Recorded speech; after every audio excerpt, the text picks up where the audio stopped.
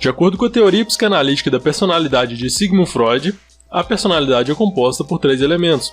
Esses 3 elementos da personalidade, conhecidos como id, ego e superego, trabalham juntos para criar comportamentos humanos complexos. Are you listening?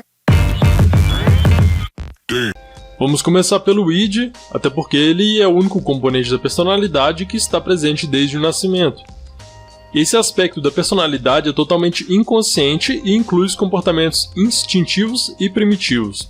O id, segundo Freud, é a fonte de toda a energia psíquica, tornando-se o principal componente da personalidade. O id é impulsionado pelo princípio do prazer, que se esforça para a gratificação imediata de todos os desejos, vontades e necessidades. Se essas necessidades não são satisfeitas imediatamente, o resultado é um estado de ansiedade ou tensão.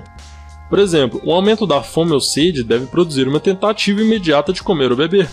O id é muito importante no início da vida porque assegura que as necessidades de uma criança vão ser atendidas. Se a criança está com fome ou desconfortável, ela vai chorar até que se cumpram as exigências do id, então ela vai ser alimentada e vai obter conforto. No entanto, sempre satisfazer essas necessidades imediatamente não é realista nem mesmo possível. Se estivéssemos completamente guiados pelo princípio do prazer, estaríamos roubando as coisas dos outros, entre coisas bem piores, para satisfazer os nossos próprios desejos. Esse tipo de comportamento seria perturbador e socialmente inaceitável.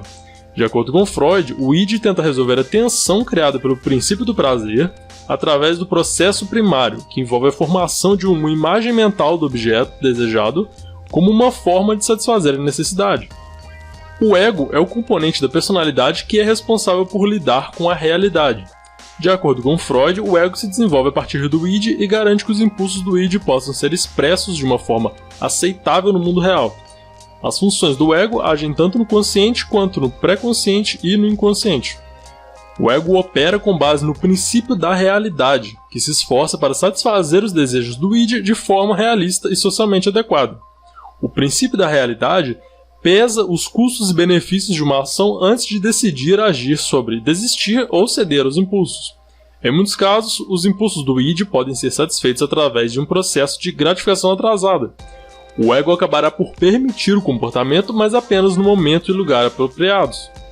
O ego também descarrega a tensão criada pelos impulsos não satisfeitos através do processo secundário, em que o ego tenta encontrar um objeto no mundo real que corresponde à imagem mental criada pelo processo principal do id.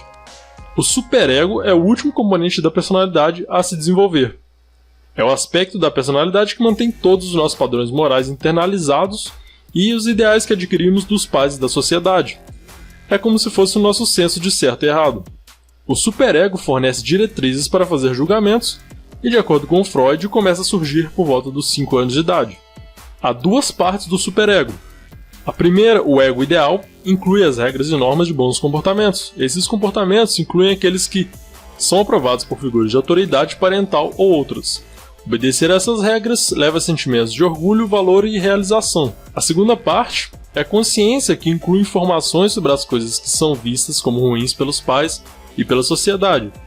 Esses comportamentos são frequentemente proibidos e levam a consequências ruins, punições ou sentimentos de culpa e remorso. O superego atua para aperfeiçoar e civilizar o nosso comportamento. Ele trabalha para suprimir todos os impulsos inaceitáveis do id e se esforça para realizar o ato do ego nas normas idealistas em vez de princípios realistas. A interação entre id, ego e superego. Com tantas forças concorrentes, é fácil ver como podem surgir conflitos entre id, ego e superego. Freud usou o termo força do ego para se referir à capacidade do ego de trabalhar apesar dessas forças em conflito. Uma pessoa com a boa força do ego é capaz de gerir com eficácia essas pressões, enquanto que aquela com a força do ego demasiada ou pouca pode tornar-se inflexível demais ou muito perturbada. De acordo com Freud, a chave para uma personalidade saudável é um equilíbrio entre id, ego e superego. Vamos às 3 observações finais. Número 1. Ao discutir o id, ego e superego, devemos ter em mente que não são 3 entidades separadas com fronteiras bem definidas, mas sim que representam uma variedade de diferentes processos e funções dinâmicas dentro da mente. 2. Com o ego colocado no meio, e se todas as exigências forem atendidas, o sistema mantém o seu equilíbrio de poder psíquico e o resultado é uma personalidade ajustada. Se houver desequilíbrio, o resultado é uma personalidade mal adaptada. Por exemplo, com o id dominante, o resultado poderia ser um indivíduo impulsivo e incontrolável, por exemplo, um criminoso. Com o superego hiperativo, o resultado pode ser um indivíduo extremamente moralista, por exemplo, um religioso fanático. Um ego avassalador poderia criar um indivíduo apegado demais à realidade, por exemplo, extremamente rígido, incapaz de desviar de regras ou estruturas estabelecidas, e também incapaz de ser espontâneo, por exemplo, não conseguindo expressar os impulsos do id, ou também com a falta de um sentimento pessoal do que é certo e errado. Número 3, e talvez é mais importante porque é uma dúvida bastante comum, ou um erro bastante comum, é que id, ego e superego não são partes do cérebro. Então, se você abrir o crânio de uma pessoa, você não vai achar lá as partes que representam id, ego e superego, por mais que algumas pessoas queiram usar a neurociência para encaixar com a psicanálise do Freud. Se você gostou do vídeo, deixa reforço positivo aí embaixo, por mais que não seja sobre behaviorismo. E para receber os próximos vídeos, você pode se inscrever no canal, no botão vermelho aí embaixo, se você estiver no YouTube. E também você pode, na engrenagem, depende se você está no celular ou no computador, você pode escolher ativar notificações, então sempre que um novo vídeo for pro ar, você vai receber a notificação no seu celular para poder assistir. Muito obrigado pela sua atenção e até o próximo vídeo.